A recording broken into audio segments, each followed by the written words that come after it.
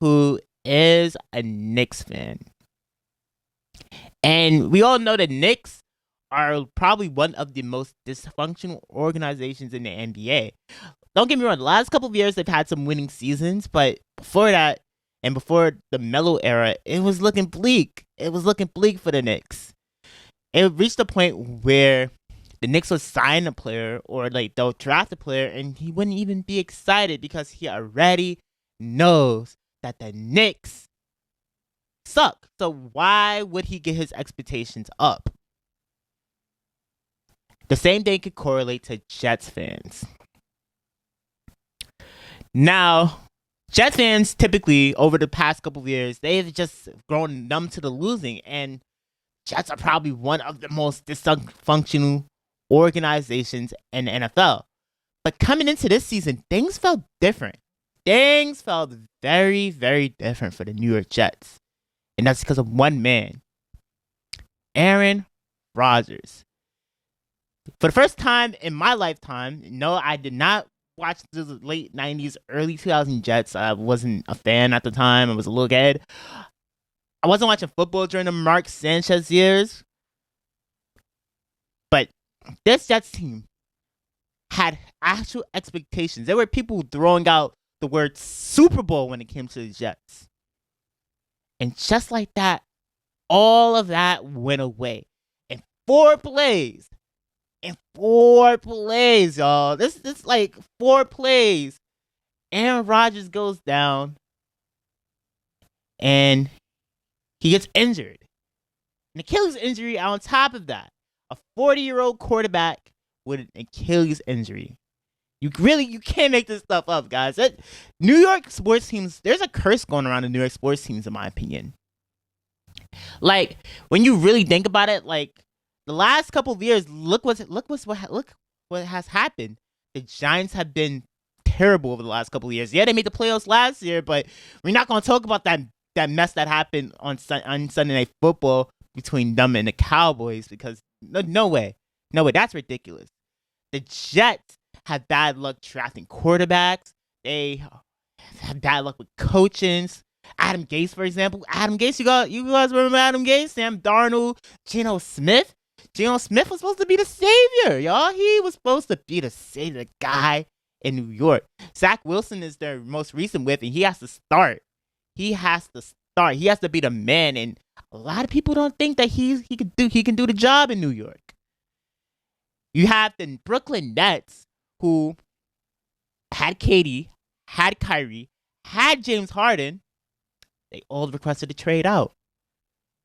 They didn't want to be in New York no more. The Knicks I'm not going to talk about the Knicks, even though they've made the playoffs over the last couple of years. We know the history of the Knicks. We know the Isaiah Thomas era, the Stephon Marbury era, Phil Jackson stuff in New York, Carmelo Anthony leaving. Shout out to the New York Liberty, by the way. Shout out to the New York Liberty, because they feel like they're the only team in the city that's taking care of business. They look like they can win the WNBA championship, I should say, if they can beat the Aces. They beat the Aces a lot throughout the regular season this year, but I still got to see them do it in the playoffs. Then you have the New York Yankees. This is the worst Yankees team I've seen throughout my years of watching baseball.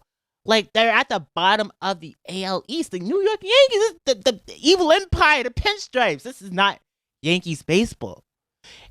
I mean, the Mets are the Mets. Okay, they're probably one of the most dysfunctional teams in MLB. They're the Mets.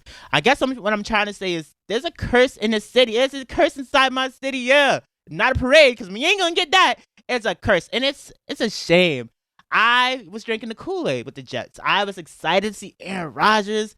I liked how the Jets looked last season. The defense looked really good. The defense still looks really good. They look like they're going to be one of the elite defenses in the NFL. And yeah, we beat the Buffalo Bills, but it only gets harder here. We have Patrick Mahomes and the Chiefs in a couple weeks. I think they have the Cowboys for week 2. We were supposed to have Aaron Rodgers. And it's such a shame. I feel for the organization and the fans. I feel for Garrett Wilson and Breece Hall, who probably were excited to play with Aaron. Especially Garrett Wilson. I thought like this was the season he was going to submit himself in that top 5 range of wide receivers in the NFL. And It's just not gonna happen this year. The Jets were built to win games. That defense is elite. They had weapons on offense. We finally had the quarterback, but I don't think it's gonna happen with Zach Wilson under center, unless he shows us something that he actually spent time learning from Aaron Rodgers, and maybe he does play better. But I'm not gonna hold my hopes on him balling out. Now, I didn't like the things I've seen with the Buffalo Bills. What I seen with the Bills, I seen Josh Allen turning over the ball. I think that Sean McDermott days in Buffalo are numbered if they don't get it done in the playoffs. This team is also built to win, similar to the Jets, and just they can't have another season where they whiffed in the playoffs again.